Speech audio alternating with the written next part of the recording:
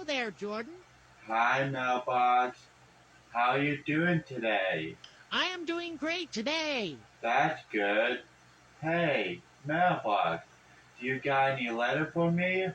I sure do.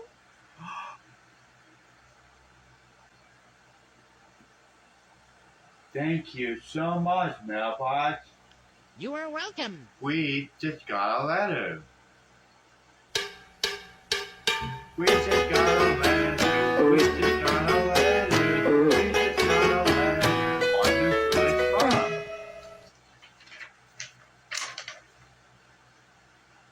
Oh, look. It's a letter from our friends. Like zoinks! Hi there, Jordan. I'm Shaggy, and this is Scoob. And today we are watching our favorite Thomas and Friends episode, James Goes Buzz Buzz. Rhea, Raggy is Rights. Ro, listen, Jordan. Trevor the traction engine was enjoying his work in the vicarage orchard. Birds were singing and apples were ripening on the trees. It was a lovely day. "Hello, Trevor," said James. "You look as bright and cheerful as my red paint." "Oh, I am," replied Trevor. "What's that noise?" "It's the bees," laughed Trevor. "They're all in these boxy things called beehives. I'm taking them to the station. The vicar says his bees make good honey, and he's giving some of them to his friends." Just then, Boko, the diesel engine, hummed in.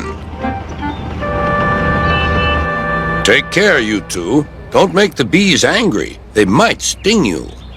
James didn't like being told what to do by a diesel, and he buzzed away.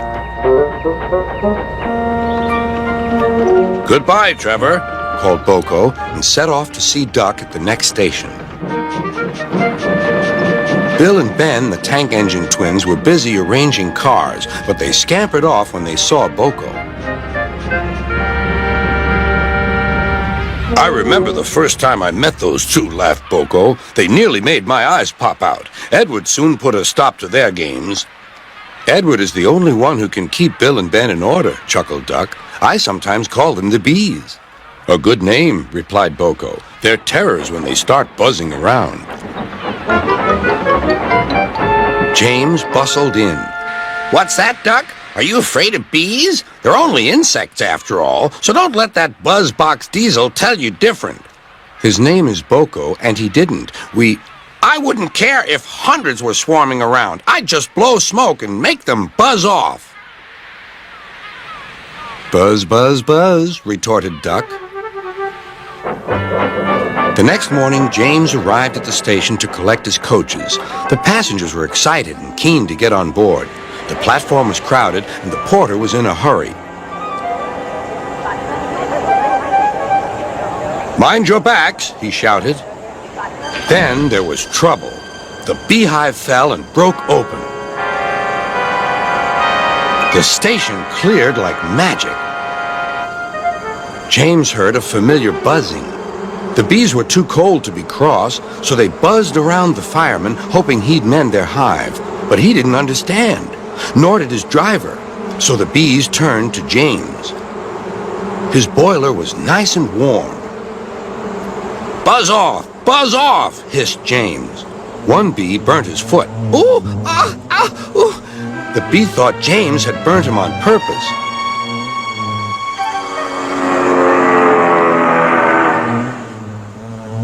So it stung James right back on the nose. "Eee!" whistled James. He had had enough. So had his fireman and driver. They didn't notice till too late that they had left all their coaches behind. They tried everything to get rid of the bees. First they spun on the turntable, but to no avail. They tried washing them off, but the bees clung harder to James's warm boiler. Then they tried smoking them off by going through a long tunnel, but still the bees wouldn't go away. "It's no good, James," said his driver. "We'll just have to go back to the orchard and fetch another hive." James's reply was drowned by the sound of buzzing. The vicar was waiting anxiously for James. When he arrived, the bees swarmed straight into their new home. "Come on, James," said his driver. "What you need now is a good hose down." Later that evening, James was resting in the shed when the vicar came to see him.